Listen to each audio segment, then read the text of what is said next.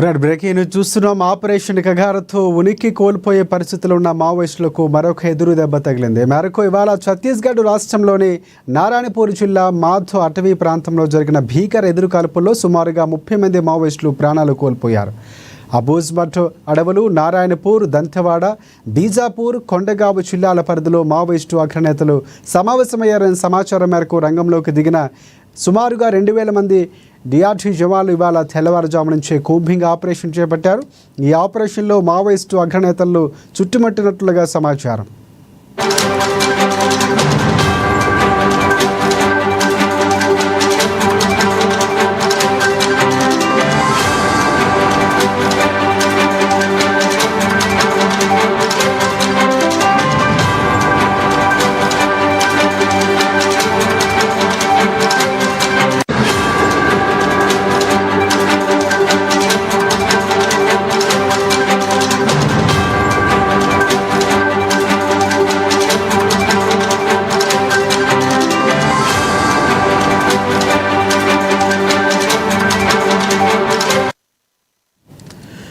Operation కగార్తో ఉనికి కోల్పోయే పరిస్థితులు ఉన్న మావోయిస్టులకు మరొక ఎదురు దెబ్బ తగిలింది. మేరకు ఇవాళ ఛత్తీస్గఢ్ రాష్ట్రంలోని నారాయణపూర్ జిల్లా మాధో అటవీ ప్రాంతంలో జరిగిన భీకర ఎదురు కాల్పుల్లో సుమారుగా 30 మంది మావోయిస్టులు ప్రాణాలు కోల్పోయినట్లు తెలుస్తోంది. ఇదే అంశానికి సంబంధించి పూర్తి అప్డేట్స్ అందించేందుకు మా ప్రతినిధి శ్రీనివాసరావు మనకి ఫోన్లో సిద్ధంగా ఉన్నారు. ఎస్, చెప్పండి శ్రీనివాసరావు, ప్రధానంగా ఎంతమంది చనిపోయారు?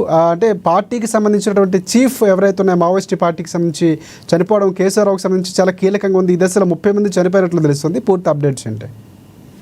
Thank you Rajasekhar.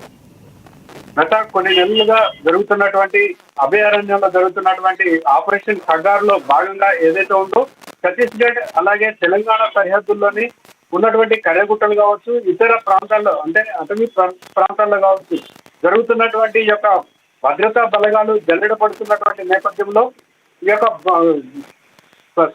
యొక్క ఆపరేషన్ ఖగార్లో మావోయిస్టులు అధిక సంఖ్యలో ప్రాణాలు కోల్పోతున్నటువంటి నేపథ్యం ఉంది.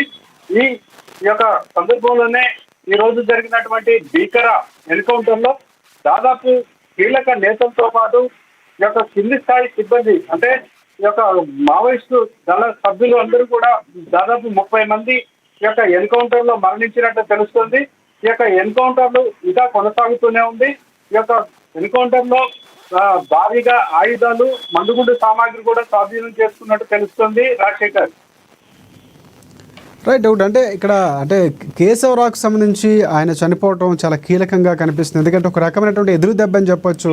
అంటే వారి యొక్క మానసికంగా వారికి ఒక ఎదురు దెబ్బ, పోరాటం చేయడానికి ఒక మానసికంగా ఒక దెబ్బతీసే ప్రయత్నం జవాన్లు ఆ విధంగా సక్సెస్ అయ్యారనుకోవచ్చు. కేంద్ర బలగాలు చాలా కీలకం. అంటే ఆయనకి సంబంధించి గతంలో చంద్రబాబుకు సంబంధించి అలిపిరి ఘటనలో కూడా కీలకంగా ఉన్నారు ఆయన. సో ఐఈడి బాంబులకు సంబంధించి బాంబులు పెట్టాలన్నా కూడా చాలా త్రిముఖ వ్యూహానికి సంబంధించి గొరిల్లా లాంటి వ్యూహాలు రచించాలని చాలా కీలకంగా ఉన్నటువంటి వ్యక్తి. సో ఆయనకు సంబంధించి అప్డేట్స్ ఏమైనా కనిపిస్తున్నాయి? పోలీసులు ఎంతవరకు నిర్ధారించారు? ఎందుకంటే 26 మంది చనిపోయినట్లు ఈరోజు ఉదయమే నిర్ధారించారు. అందులో కీలకంగా కేశవరావు చనిపోయినట్లు కూడా చెప్పారు. సో దానికి సంబంధించి అప్డేట్స్ ఏమైనా ఉన్నాయా? అంటే ఇప్పుడు జరుగుతున్నటువంటి భీకర ఈ యొక్క ఆపరేషన్ ఖగార్ ఏదైతే ఉందో దీనికి స్పందిస్తూ ఈ యొక్క భద్రతా బలగాల ఆపరేషన్ ను వెంటనే ఆపివేసి చర్చలు జరపాలన్నటువంటి ఉద్దేశంతో మావోయిస్టులు 4 సార్లు అంటే ఇప్పటికే మావోయిస్టులు కేంద్రానికి అలాగే అక్కడ ఉన్నటువంటి రాష్ట్ర ప్రభుత్వాలకి లేఖలు రాసినటువంటి నేపథ్యంలో ప్రభుత్వాలు స్పందించకపోవడంతో కాడపేడ తెలుసుకోవాలనే ఆ యొక్క ఉద్దేశంతో ఈ యొక్క కేంద్ర బలగాలు జల్లెడపడుతున్నటువంటి నేపథ్యంలో ఈ యొక్క ఎన్కౌంటర్ భారీగా అంటే ఈ ఎన్కౌంటర్ లో దాదాపు 2000 మంది డిఆర్జీ జవాన్లు పాల్గొన్నారు. ఈ రోజు జరిగినటువంటి ఈ యొక్క ఎన్కౌంటర్ లో కీలక నేతలతో పాటు దళ సభ్యులు దాదాపు 30 మంది పైగా మరణించినట్లు సమాచారం అందుతోంది.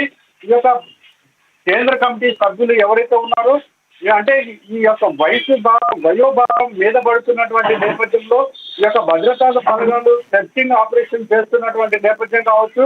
ఈ యొక్క ఆపరేషన్ లో జరుగుతున్నటువంటి మావోయిస్టులు తలదాచుకునేందుకు ఈ యొక్క అవకాశాలు లేకపోవడంతో తప్పని పరిస్థితుల్లో ఈ యొక్క ఎన్కౌంటర్ లో సరిపోతున్నారు అనేది కూడా చెప్పుకోవడానికి అవకాశం ఉంది. Rajasekhar, right. Thanks for updates Srinivasarao.